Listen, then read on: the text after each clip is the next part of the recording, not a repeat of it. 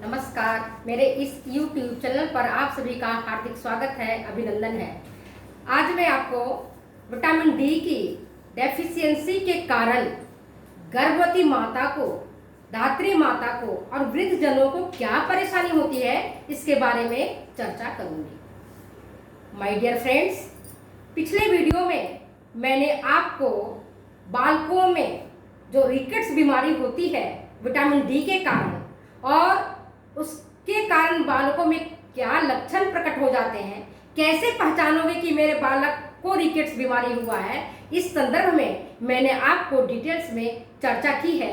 तो you can go my previous video and watch this video. आज मैं आपको क्या बताऊंगी, विटामिन डी डेफिशिएंसी के कारण गर्भवती माता और धात्री माता और वृद्ध जनों, खास करके जिनकी उम्र हमसे, मेरी जितना और हमसे ज़्यादा अधिक हो जाती है, तो उनकी हड्डियां क्यों गिरने पर टूट जाती हैं और क्यों देर से जुड़ती हैं, इसके बारे में भी आपको जानकारी मिलेगी। तो please watch my this video till the end. अंत तक आप इस वीडियो को देखें, आपको पूरी चीज़ एक एक स्टेप बाय स्टेप समझ में आ जाएगा। तो चलिए बिना समय गंवाए हुए अपने काम पर ध्यान देते हैं और स्टार्ट करते हैं अपनी इस वीडियो को। देखिए, vitamin D deficiency, vitamin D की कमी के कारण होने वाले रोग। तो पहले बालकों में होता था, जो मैंने आपको बता दिया है कि बालकों में इसकी कमी के कारण रिकेट्स रोग हो जाते हैं और रिकेट्स रोग की चर्चा मैंने डिटेल्स में की है। इस विटामिन को एंटी रैकेटिक विटामिन कहा जाता है, एंटी रैकेटिक विटामिन कहा जाता है। मेरे दोस्तों, अगर एग्जामिनेशन में आए कि विटामिन डी को किन नामों से जाना जाता है और उसमें बहुत सारे नाम हैं, एंटी एस्कर्बिक है या कुछ और है, तो आपका आंसर एंटी रैकेटिक होना चाहिए, क्योंकि जो रिकेट्स बीमारी के विरुद्ध में काम कर रहा है, उसको बचाने का काम कर रहा है, उसको हम एंटी रैकेटिक विटामिन कहते हैं। इसको सनशाइन विटामिन भी कहा जाता है, सनशाइन, इसको सनशाइन विटामिन भी कहते हैं, क्योंकि यह विटामिन हमें परमात्मा ने हमारी सुरक्षा के लिए मुफ्त में निःशुल्क सूर्य की किरणों से मिलती है। सूरज की प्रातः किरणें जो निकलती हैं हमारे स्वास्थ्य के लिए अत्यंत वरदायी होती हैं, जिसके कारण हमारी जो हड्डियां हैं वो मजबूत बनती हैं। कैसे? कैल्शियम और फास्फोरस का एब्जॉर्प्शन कहाँ से होता है? वह विटामिन डी के कारण होता है। विटामिन डी नहीं होगा, चाहे आप कितना भी दूध पी लो, चाहे आप कितना कुछ भी खा लो पी लो, तो आपको ये चीजें उपलब्ध नहीं हो पाएंगी, आपकी बॉडी एब्जॉर्ब नहीं कर पाएगा, बल्कि आपके जो मल है, जब मल त्याग आप करते हो तो मल के माध्यम से कैल्शियम बाहर निकल जाएगा, बॉडी में एब्जॉर्ब नहीं होगा। यद्यपि आपने कैल्शियम से परिपूरित आहार को पर्याप्त मात्रा में लिया है, लेकिन वो किसी काम का नहीं है, बॉडी उसको एब्जॉर्ब भी नहीं कर पाएगा। तो इसके लिए क्या चाहिए? Vitamin D. अब हम चलते हैं मुख्य मुद्दे पर। देखिए, विटामिन डी के कारण अगर उसकी कमी हो जाती है तो गर्भवती माता और धात्री माता में होता है अस्थि मृदुलता रोग, जिसको हम कहते हैं ऑस्टियोमेलेसिया। ऑस्टियो कहते हैं बोन को, ऑस्टियो मतलब होता है बोन, मेलेसिया मतलब होता है मतलब जो कुछ खराब हो गया है। तो खराब क्या हो गया? अस्थियों का काम है मजबूती प्रदान करना, स्ट्रेंथ प्रदान करना, वो क्या हो गया? नरम हो गई, मृदुल, मृदुल से मृदुलता बना है, सॉफ्ट हो गई अस्थियां। और जब बताओ, सोचो कि जब अगर पैरों की हड्डियां सॉफ्ट हो जाएंगी, कमर की हड्डियां सॉफ्ट हो जाएंगी, रीढ़ की हड्डियां सॉफ्ट हो जाएंगी, मजबूत नहीं रहेंगी, तो क्या उस पर हमारा शरीर वजन सह पाएगा? आप याद करने से पहले इन चीजों को अब क्रमबद्ध तरीके से जानने का प्रयास करो।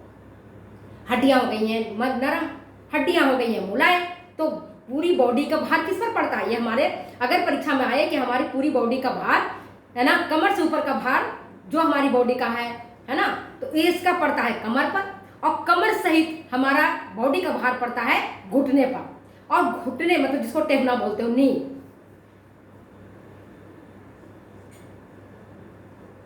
टेहना, और इसके बाद पूरा भार जो हमारा है एड़ियों पर पड़ता है, एंकल पर पड़ता है। समझ गए बात को? अब आपको याद करने से, अगर इस तरह से आप रटोगे बिना क्रमबद्ध तरीके से, बिना सोचे समझे, तो भूल जाओगे। लेकिन अगर आपने ये देखा कि क्या कर रहा है, ये हड्डियों को नरम कर रहा है, जब नरम कर रहा है तो क्या इसके लक्षण प्रकट हो सकते हैं? हाथ पैरों की हड्डियां हो गई नरम। अब जब नरम हो जाएगी तो उसके ऊपर कोई भवन निर्माण हो सकता है। ऐसे सोचो कि कोई मकान हम बनाने जा रहे हैं और जो हमने पिलर खड़ा किया है, लकड़ियों का पिलर खड़ा किया, अगर वो झुक जाए आगे की तरफ तो क्या बैलेंस बन पाएगा? नहीं बन पाएगा। तो फिर क्या होगा? गड़बड़ा जाएगा। इसी तरह से हमारी जो क्या होता है कि अगर हड्डियां हमारी कमजोर हो जाती हैं तो कुबड़ निकल जाता है, जिसको हम अंग्रेजी में कहते हैं काइफोसिस। क्या कहते हैं इसको हम? काइफोसिस। कुबड़ निकल जाता है आगे को। कुबड़ मतलब क्या होता है? आप देखते हो ना कि हड्डियां पीछे की ओर निकल जाएंगी और व्यक्ति आगे की ओर झुक जाएगा, तो ये कहलाता है कुबड़। क्यों होता है? क्योंकि बोन वीक हो जाती है, हड्डियां कमजोर हो जाती हैं, मसल वीक हो जाते हैं, इनके कारण। दूसरा है ब्लड सीरम में अल्केलाइन फास्फेटेज की मात्रा बढ़ जाती है। रक्त सीरम में अल्केलाइन फास्फेटेज की मात्रा बढ़ जाएगी और जिसके कारण उसकी जब वो बढ़ जाएगी तो उल्टा काम करेगा, फास्फोरस की मात्रा को, एब्जॉर्प्शन की मात्रा को घटा देगा। फास्फोरस की मात्रा कम हो जाएगी और हड्डियों के मजबूती के लिए, जैसा मैंने बार बार आपको कहा है, कैल्शियम और फास्फोरस का होना नितांत जरूरी है। लेकिन केवल होना जरूरी नहीं है माय डियर फ्रेंड्स, याद रखो, केवल होना जरूरी नहीं है, बल्कि पाचन के बाद उसका अवशोषण होना जरूरी है और उसका चयापचय होना जरूरी है, मेटाबॉलिज्म। अगर वो चीजें नहीं होंगी तो हमारे किसी काम की नहीं है, वो बाहर निकल गए वेस्ट के रूप में। तो क्या होता है? फास्फोरस की मात्रा जो है जो डिक्रीज हो जाता है। और क्या होता है? गर्भवती माता का जो श्रोणी मेखला, जिसको हम कहते हैं पेल्विक गर्डल, ये कमर वाली पार्ट से आती है ना, जहां पर आपका कमर के नीचे आप देखते हो ना, हमारा जो जांघ के ऊपर बीच की जो हड्डियां होती हैं, पेल्विक गर्डल उसको बोलते हैं, तो वो छोटी हो जाती हैं due to deficiency of vitamin D, calcium और फास्फोरस की, इन सब की जब कमी हो जाती है तो जो पेल्विक गर्डल है वो आकार में छोटा हो जाता है। जब आकार में छोटा हो जाता है तो अगर प्रेग्नेंट मदर गर्भ को धारण करती है ना, तो बच्चा पेट में बढ़ता है। अगर तब उसको वहां पेल्विक गर्डल उसको जगह ही नहीं देता है, वो है छोटा, जगह नहीं देता है, तो छोटा होने के कारण क्या होता है? एबॉर्शन हो जाता है, गर्भपात हो जाता है।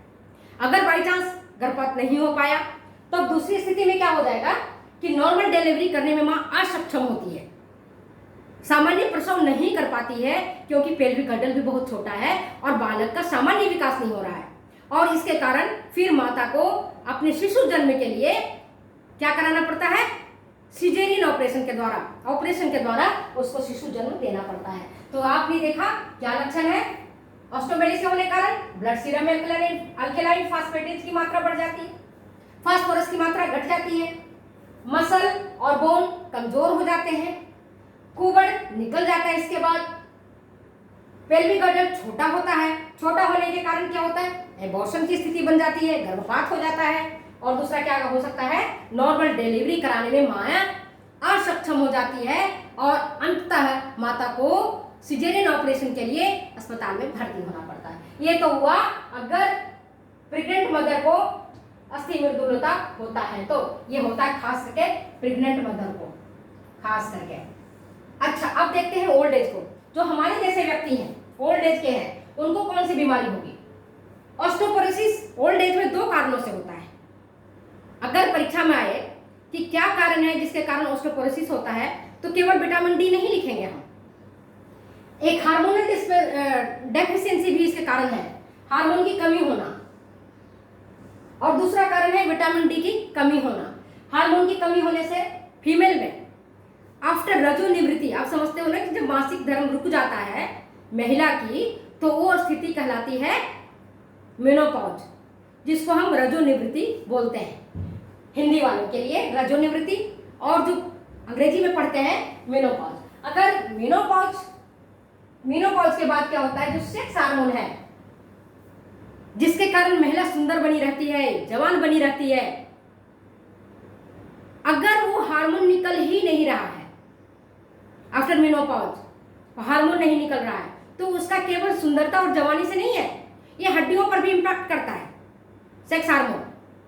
और सेक्स हार्मोन हड्डियों पर इम्पैक्ट करेगा, हड्डियों को मजबूत करेगा, लेकिन निकल ही नहीं रहा है, तो हड्डियां उस स्थिति में क्या होगा, जो हड्डियां हमारी हैं, हड्डियां पोरस होने लगती हैं, बीच बीच में पोली होने लगती है, खोखली होने लगती है, इनके बीच में छेद होने लगता है, इस तरह से छोटे छोटे छेद बन जाते हैं, समझ है।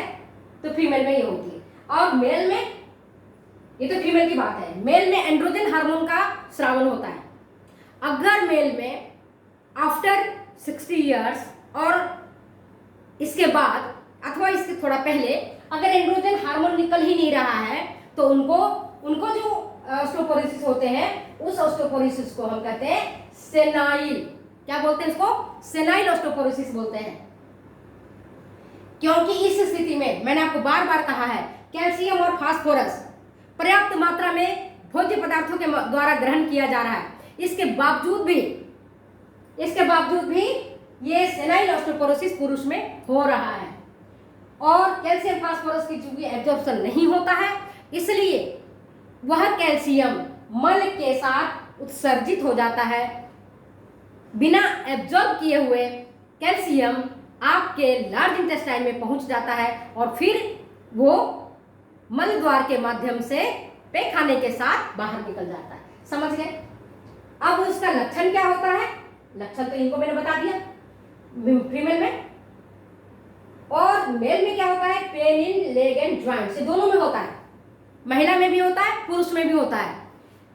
हाथ पैरों की हड्डियां टूटने लगती हैं, ऐसे लगता है मरोड़ होता है, ऐठन होता है। ये आपको पहले भी बताया था, जब मैंने आपको एनीमिया पढ़ाया था तब भी बताया था कि ब्लड सीरम में कैल्शियम की एक निर्धारित मात्रा होनी चाहिए, लेकिन अगर कैल्शियम की निर्धारित मात्रा नहीं है तो उस स्थिति में क्या होगा, हड्डियों से ही कैल्शियम की पूर्ति होती है और हड्डियों से खुरच खुरच करके कैल्शियम चला जाता है कहाँ, रक्त में, हाँ रक्त में चला जाएगा। तो जब हड्डियों से कैल्शियम खुरचता है, बाहर निकलता है, तब पैरों और ज्वाइंट्स में दर्द होते हैं, हाथ पैरों में ऐंठन होती है, टूटन होने लगती है, पेशियों में दर्द होने लगता है। और अगर वृद्धजन थोड़ा सा गिर जाते हैं, जरा सी हल्का सा चोट उनको लग जाती है, तो आप देखोगे कि वो उनकी हड्डियां टूट जाती हैं। इसीलिए कई बार देखते हो बिस्तर से दादाजी गिर गए, उनकी हड्डियां टूट गई, कमर की हड्डियां टूट गई, जांघ की हड्डियां टूट गई, हाथ की हड्डियां टूट गई, कूल्हे उतर गए, या बाथरूम में गिर गए तब ऐसी स्थिति आ गई, या रोड पर जा रहे थे किसी ने टक्कर मार दी तो हल्की से गिर गई, या फिसल गया उनका पैर तो गिर गया और उनकी हड्डियां टूट गई। छोटे बच्चे तो इतनी बार कूदते हैं, दौड़ते हैं, सैकड़ों बार गिरते हैं, उनकी हड्डियां नहीं टूटती हैं, लेकिन हम वृद्धजनों की हड्डियां जरा सी गिरने पर भी टूट जाती हैं। इसके पीछे यही कारण है कि हमारी हड्डियां पोरस हो जाती हैं, बुरबुरी हो जाती हैं, ब्रिटल हो जाती हैं, जिसके कारण टूट जाती हैं। अब ये चीज मैंने आपको बता दिया। अब हम ये देखेंगे कि विटामिन डी हमको मिलता कहाँ से है और जिसकी कमी है उसी की पूर्ति हमें करनी चाहिए। पहले भी मैंने आपको सोर्सेज में बताया हुआ है, गो एंड वॉच माई जो प्रीवियस वीडियो उसको आप देखिए। स्रोत कौन से हैं, कहाँ से मिलता है, उस स्रोत को आप पकड़िए, देखिए, उसी तरह का भोजन ग्रहण करिए। मिल्क, एनिमल फूड्स, इनमें विटामिन डी की मात्रा पर्याप्त मिलती है, सी फूड्स में सबसे ज्यादा मिलती है, तो उसको ग्रहण करना है। अच्छा, अभी जो फीमेल में सेक्स हार्मोन की कमी के कारण हो रहा है, तो डॉक्टर साहब के पास जाइए, दिखाइए। अगर जिन सेक्स हार्मोन की कमी के कारण हो रहा है तो सेक्स हार्मोन अपने आप ऑटोमेटिक हो देते हैं। मेल में अगर एंड्रोजन के हार्मोन की कमी के कारण हो रहा है तो सेनाइल ऑस्टियोपोरोसिस जिसके कारण उत्पन्न हो रहा है, तो डॉक्टर साहब उसके हिसाब से इलाज करते हैं। लेकिन खान पान में और प्रातः काल सबसे बढ़िया तो ये होता है कि सुबह की धूप प्रत्येक व्यक्ति को लेना चाहिए, जिससे कि आपके त्वचा के नीचे 7D हाइड्रोकोलेस्ट्रॉल होता है। अगर आप सरसों का तेल मालिश करके या कोई भी तेल जो आप लगाते हैं, नारियल का, जैतून का, उसको लगा करके अगर आप थोड़ी देर धूप में बैठ जाते हैं या वॉकिंग कर लेते हैं, चल लेते हैं, तो विटामिन डी की पूर्ति हो जाती है, आपको बाहर से लेने की जरूरत नहीं पड़ती है। क्योंकि हमारे परमपिता परमात्मा बड़े ही दयालु हैं, उन्होंने फ्री में निःशुल्क हमें विटामिन डी उपलब्ध करवाई है। आवश्यकता इस बात की है उस विटामिन डी को हमें रोज नित्य प्रति ग्रहण करना चाहिए। तो ये वीडियो यहीं समाप्त होती है, फिर मिलते हैं हम अगले वीडियो में अगले एपिसोड के साथ। तब तक जाने की इजाजत। थैंक यू, नमस्कार।